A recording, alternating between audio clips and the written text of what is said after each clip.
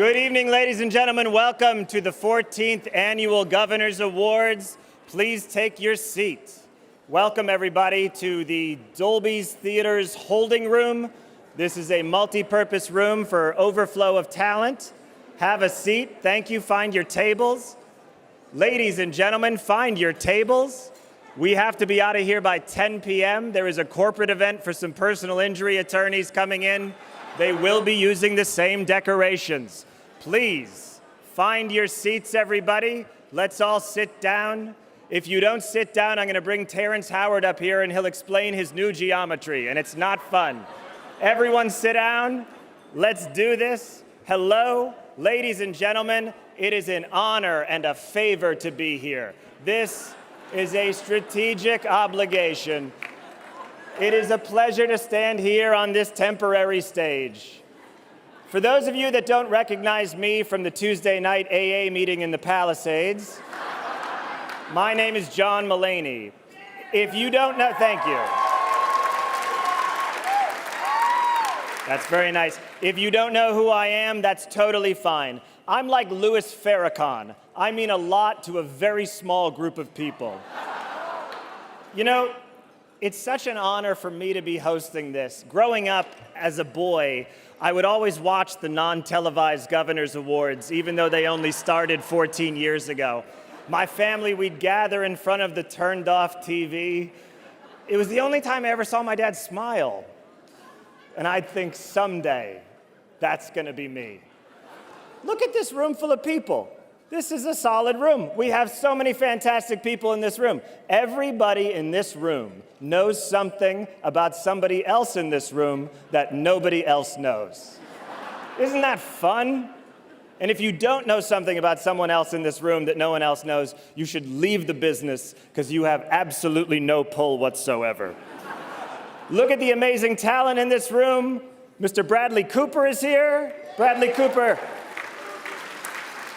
The incredible director and star of Maestro, or as it was originally titled, Bye Felicia. Bradley worked for 6 years to do 6 minutes of accurate conducting in the film. That is, may I say something, dude? That is very cool. Just FYI, none of us know what accurate conducting looks like. You could have literally done anything. People were like, this is the scene where he perfectly conducts. I was like, I'll take your word for it. How about the cinematic masterpiece that is Oppenheimer, ladies and gentlemen? Oh my God. Like a lot of you, I spent the first 2.5 hours of Oppenheimer thinking, they only gave Rami Malek 1 line? Why did he show up for 1 line? Is the catering good or something? That Oppenheimer cast is stacked with talent. Every part is played by a huge movie star. They're like, hey, we need an extra to polish the atom bomb. Let's see if Jack Nicholson is available. Daniel Day-Lewis plays a pair of goggles. I'm fully kidding, he doesn't. Ladies and gentlemen, you're looking at me and you're thinking, oh great, another goddamn stand-up comedian here to make fun of us at our sacred rituals. Well, I'll have you know I'm not such an outsider. I am quite sought after in the film world. I would like to share with you a real email that I got from my agents about 30 days ago.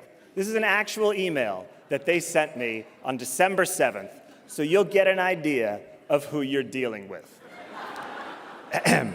John, in anticipation of our conversation, attached, please find the untitled Maggie Gyllenhaal project, written and to be directed by Maggie Gyllenhaal. That makes sense.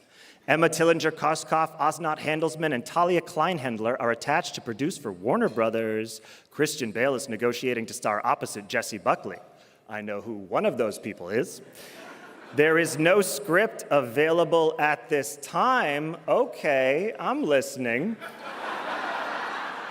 Pending your response to the material, please use the attached sides to put yourself on tape for the role of young cop. Thank you. They really sent this to me. WME sent this to me. Let me be clear, I'm not being offered young cop. They're giving me the chance to throw my hat in the ring. And yes, I put myself on tape. And no, I didn't get it. But let's stop focusing on failure, all right? Enough failure. Tonight, there are only winners. We are honoring 4 individuals tonight whose love and labor and creativity made an indelible mark in film. And by film, I mean movies. Tonight, we honor a man that I think is the funniest person to ever live, Mr. Mel Brooks.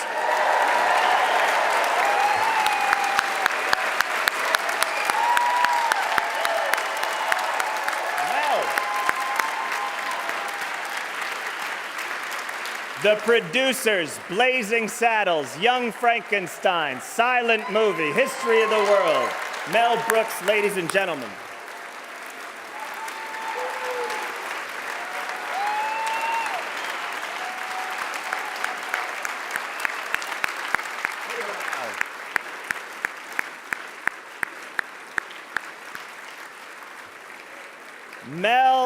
Mel Brooks, or as anti-Semites call him, Exhibit A. Do you know the guy that did the prosthetic nose for Maestro? He did Mel's entire face and body and personality for the last 97 years. Did you know this? Mel Brooks not only produced The Fly and The Elephant Man, but he took his name and EP credit off the film so that the audience wouldn't confuse the genre. Isn't that amazing? Can you imagine anyone else in this room not taking credit for something they actually did? I cannot. Tonight, we're also honoring a legendary film editor, Carol Littleton. Ladies and gentlemen.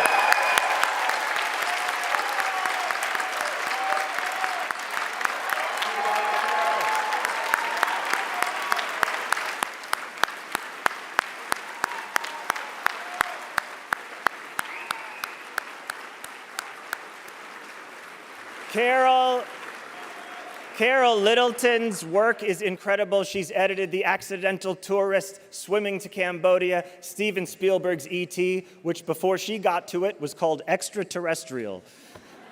Her Lifetime Achievement Award is in editing. Wouldn't it be funny if her speech was way too long?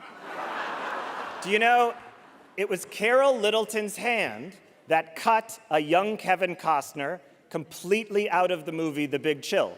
Kevin Costner was originally in The Big Chill. He played Alex, their college friend who's passed away. And apparently, director Lawrence Kasdan really liked young Costner's performance, but it was Carol Littleton who said, nah, f that guy. When I saw Oppenheimer, I was like, did Carol Littleton get her hand on Rami Malek's part? This has the Costner slash written all over it. I am speechless, by the way, to be in the same room as our next honoree, the incredible Miss Angela Bassett. Angela. Wow.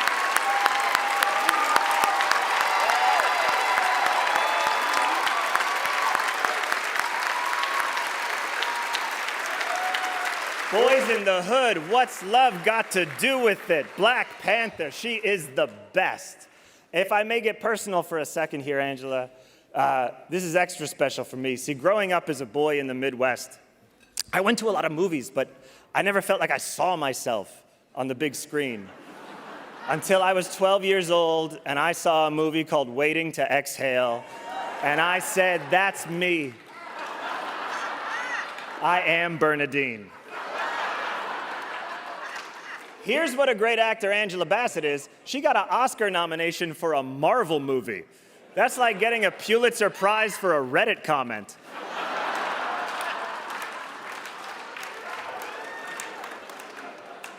Finally, tonight, we are presenting the Jean Hersholt Humanitarian Award to the founding senior director of the Sundance Institute's artist programs, Michelle Satter.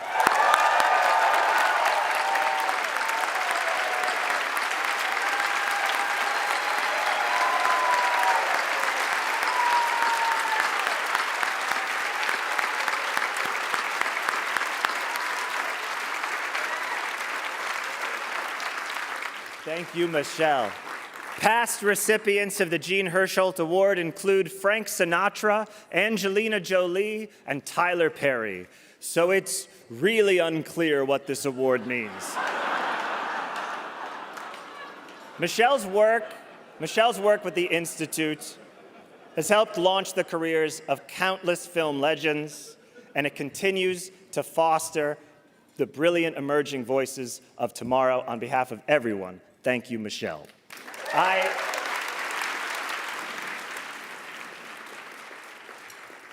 know we're having a lot of fun, but it's award season. There's a lot of emotion and expectation in the air. Some of you are probably even aware that voting ends in 7 days. I was reminded recently of something Al Pacino once said about what it's like to be an artist at the Academy Awards. And if you would indulge me, I'd like to share it now. I think it's quite apt for this evening. And this is real. So the Playboy interviewer guy says, have you ever been to the Oscars?